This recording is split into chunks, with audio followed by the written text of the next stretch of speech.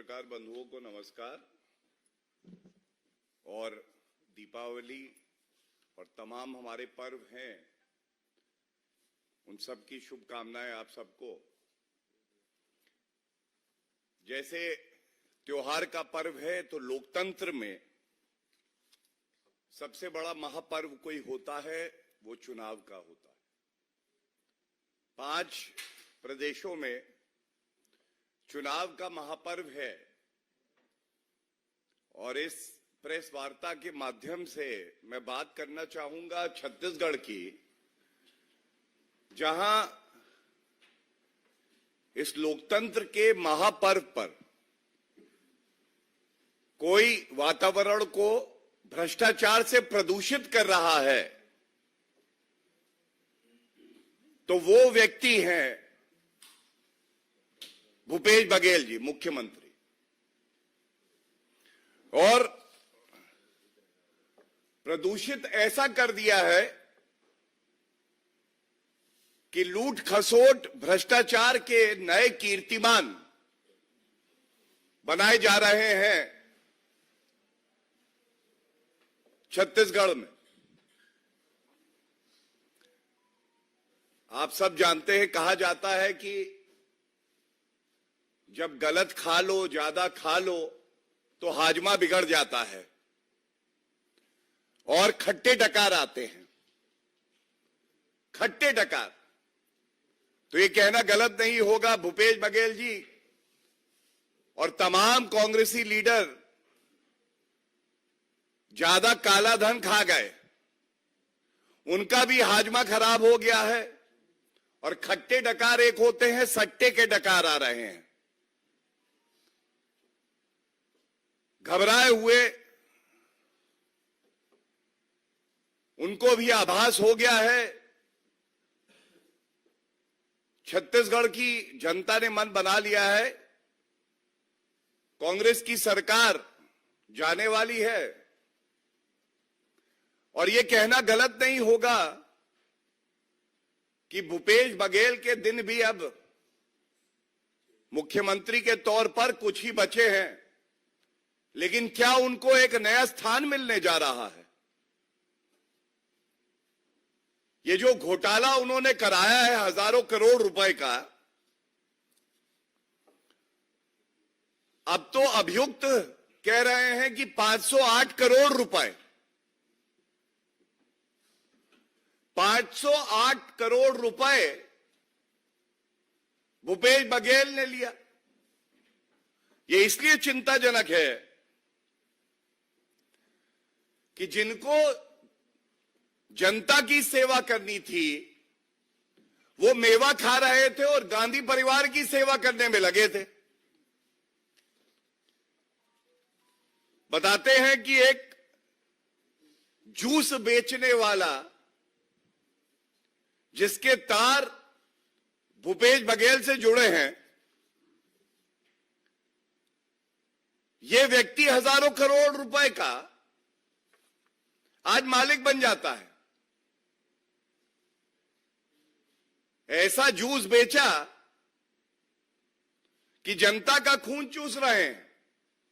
और इसीलिए आज जब प्रधानमंत्री जी ने जनता के मन की जो बात थी, जो चिंता प्रकट करी है, वो बात मैं आपके समक्ष जरूर रखना चाहूंगा। और अब बताया जा रहा है कि महाराष्ट्र में भी एक एफआईआर हो गई है और ये छत्तीसगढ़ तक घोटाला सीमित नहीं है। ये घोटाला गांधी परिवार की तिजोरी कैसे भरनी है और विभिन्न प्रदेशों में कैसे कांग्रेस पार्टी की फंडिंग होनी है, वो भी इसी घोटाले के साथ की जा रही है।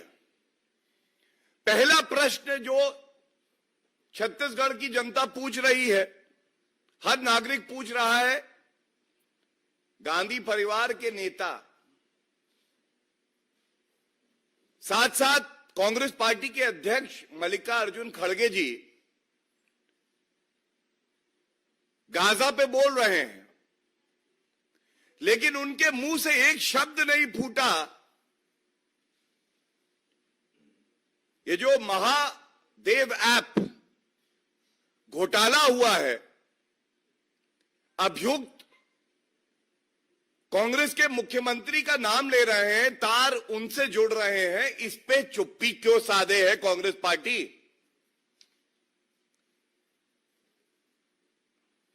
भारतीय जनता पार्टी और करोड़ों हमारे जो भाई बहन हैं महादेव को इष्ट मानते हैं। हम लोग कहते हैं हर हर हर महादेव, और दूसरी तरफ भूपेश बघेल कहते हैं घर घर महादेव ऐप। भाजपा कहती है हर हर महादेव, भूपेश बघेल कहते हैं घर घर महादेव ऐप। और ऐप इसलिए जो नागरिक हैं उनकी गाड़ी कमाई इस ऐप के माध्यम से घोटाला करके पहले अपनी तिजोरी में भरना और उसके बाद जो पूरे विश्व का सबसे बड़ा भ्रष्टाचारी परिवार है गांधी परिवार, उन तक वो घोटाले की कमाई का चंदा चढ़ा देना। तो आज ये दूसरा सवाल भी पूछा जाएगा कि ये बताइए, ये जो 508 करोड़ रुपए जांच में सामने आया है कि अभियुक्तों ने आपको दिए हैं, इसमें कितना करोड़ रुपया आपने खाया है और कितना चंदा चढ़ाया है? और ये गलत नहीं होगा कि इतना भ्रष्टाचार कांग्रेस पार्टी करती है। अगर गांधी भूपेश भ्रष्टाचार कोचिंग सेंटर खोल दिया जाए, भ्रष्टाचार कैसे करना है ये भी आता है इनको, भ्रष्टाचार का रुपया कैसे खाना है और कैसे चंदा चढ़ाना है ये भी आता है इनको, जनता के लिए कैसे कार्य करना है, कैसे विकास की बात करनी है, कानून व्यवस्था को दुरुस्त करना है, ये इनको नहीं आता है। तीसरा बड़ा सवाल, क्योंकि ये घोटाला प्रथम दृष्टया भी जो सामने आ रहा है हजारों करोड़ों का बताया जा रहा है, तो ये जो घोटाले का रुपया है इसका इस्तेमाल छत्तीसगढ़ के चुनाव में किया जा रहा है या 4 अन्य राज्य हैं जहां पर चुनाव चल रहे हैं, वहां पर भी इस काले धन का उपयोग किया जा रहा है। और ये इसलिए स्पष्ट हो जाता है क्योंकि आज आदरणीय प्रधानमंत्री नरेंद्र मोदी जी ने भी ये बात अपने भाषण में उठाई है। सर्वविदित है कि 2.5 साल का फॉर्मूला छत्तीसगढ़ में लागू होना था। अब ये 2.5 साल बाद भ्रष्टाचारी भूपेश बघेल मुख्यमंत्री बने रहते हैं और बताया जा रहा है इसकी वजह यह है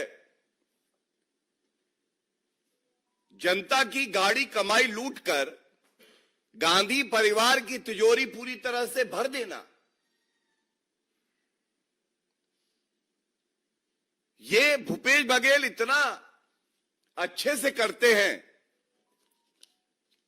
कि उनको एक्सटेंशन दिया जाता है। एक्सटेंशन दिया जाता है कि आप छत्तीसगढ़ को लूटो, भ्रष्टाचार करो और हम आपके साथ खड़े हैं। लेकिन एक बात बिल्कुल स्पष्टता से यहां पे कहना आवश्यक है, भूपेश बघेल जी को भी अगर ये गलतफहमी है कि वो कानून से ऊपर हैं, या गांधी परिवार उनको बचा लेगा, तो मैं इतना ही कहूंगा कि आप किसी भी संवैधानिक पद पे क्यों ना बैठे हों,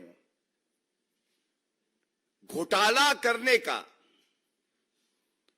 हक कोई संवैधानिक पद आपको नहीं देता है और किसी को बख्शा नहीं जाएगा। 3 दिसंबर, 20 दिन बचे हैं। छत्तीसगढ़ की जनता ने मन बना लिया है, भ्रष्टाचारी पापी भूपेश बघेल को सबक सिखाना है।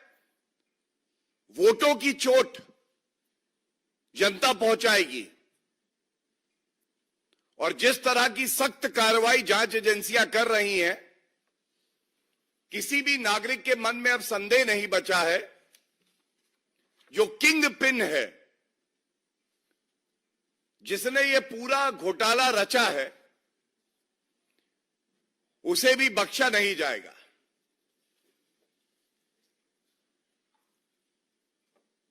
इस बात की पीड़ा जरूर होती है कि कांग्रेस पार्टी का चरित्र बन गया है कि वो हिंदुओं की भावनाओं को आहत करे, ठेस पहुंचाए और इस पूरे घोटाले के किंगपिन भूपेश बघेल हैं। अब ये बिल्कुल प्रतीत हो चुका है, सामने आ गया है और नाम भी इन्होंने चुना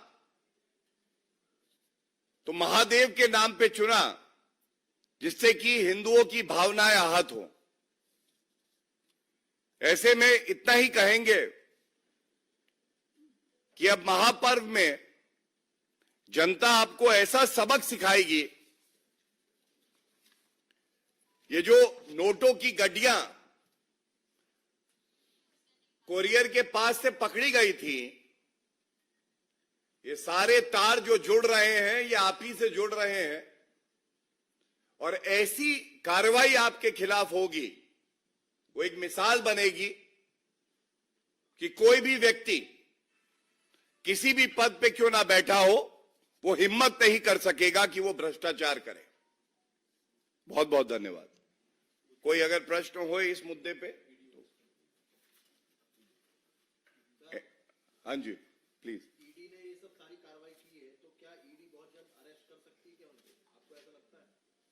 देखिए, मैं इतना ही कहूंगा कि जांच एजेंसी अपना काम कर रही हैं और भारतीय जनता पार्टी का प्रवक्ता होने के नाते इस पे मैं टिप्पणी करूं, ये तो कतई उचित नहीं है। लेकिन पिछले 9.5 साल में हमने ये जरूर देखा है, कई संवैधानिक पदों पे बैठे हुए व्यक्तियों को, जो परम पापी थे, ये गुमा हो गया था कि अगर मैं भ्रष्टाचार भी करूंगा तो मुझे पकड़ा नहीं जाएगा और चुनौती देते थे टीवी पे आके, भ्रष्टाचार किया है तो पकड़ के दिखा दो। अब बताते हैं कि वो भ्रष्टाचारी खून के आंसू रो रहे हैं, उनको कानून की ताकत पता चल रही है। एक ईमानदार जांच एजेंसी और सरकार में कितनी ताकत होती है ये भी पता चल रहा है। इसीलिए बताया ये भी जा रहा है कि भूपेश बघेल भी कांपते हुए, डरते हुए आजकल अपने दिन उंगलियों में गिन रहे हैं और जल्द ही मुझे लगता है कि उनको भी पता चलेगा कि कानून की ताकत क्या होती है। धन्यवाद।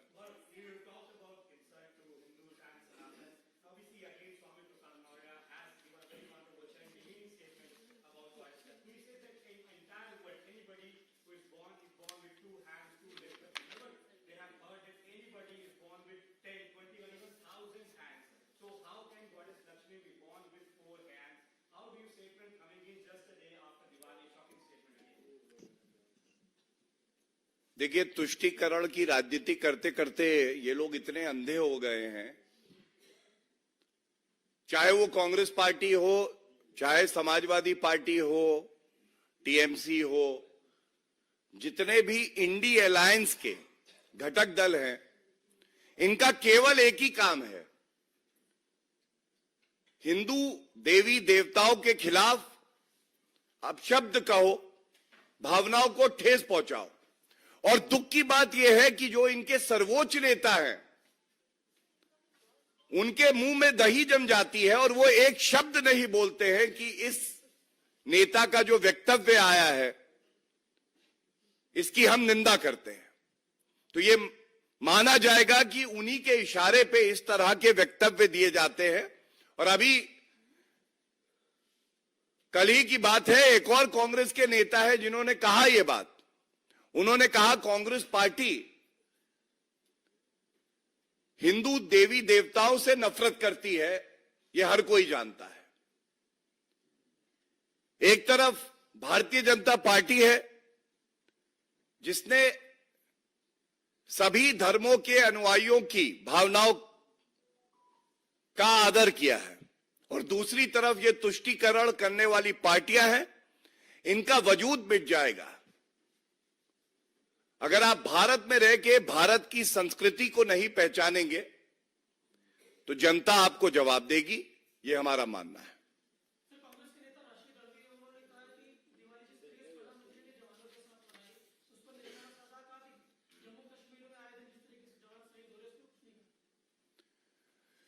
देखिए, ऐसा है कि यह हम सबके लिए गर्व की बात है कि प्रधानमंत्री जी की हर दिवाली सेना वाली होती है और भारत के लिए खुशियों वाली होती है। और जो लोग चीन से रिश्वत लेते हैं,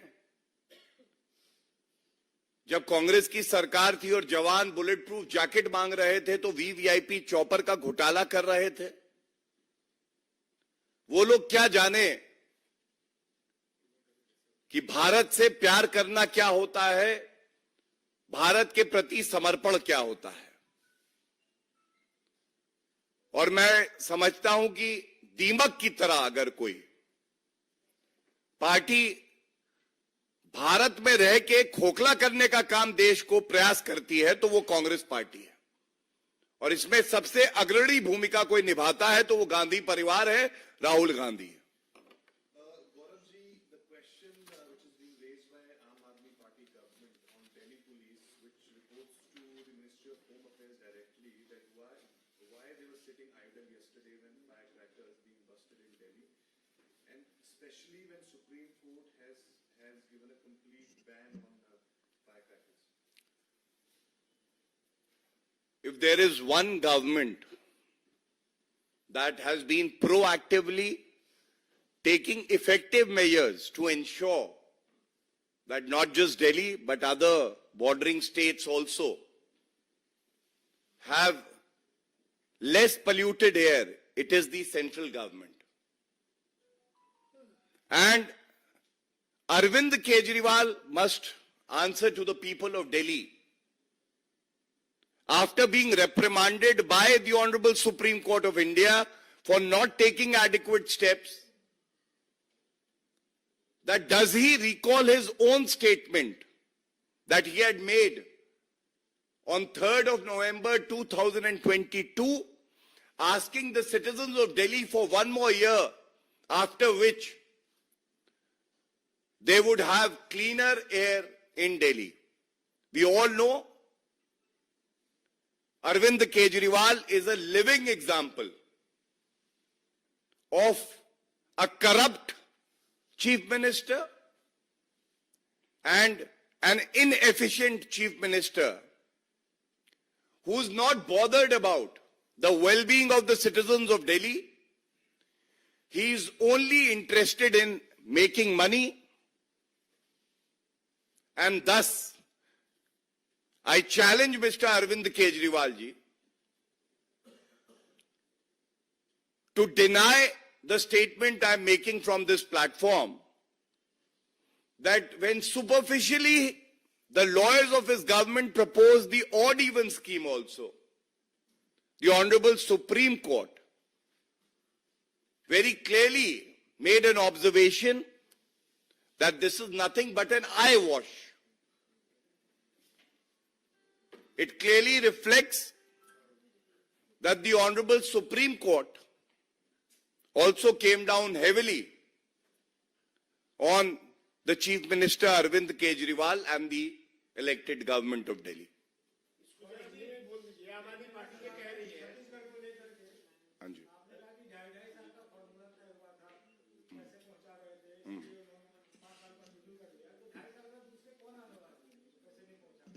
नहीं, देखिए, सबसे ज्यादा जागरूक तो पत्रकार होते हैं। आप ही के माध्यम से ये खबरें आई थी, और मैं इतना ही कहूंगा, आज जो मुद्दा है, जनता की झोली भरनी थी भूपेश बघेल जी को, वो तो किया नहीं, गांधी परिवार की तिजोरी पूरी भर डाली।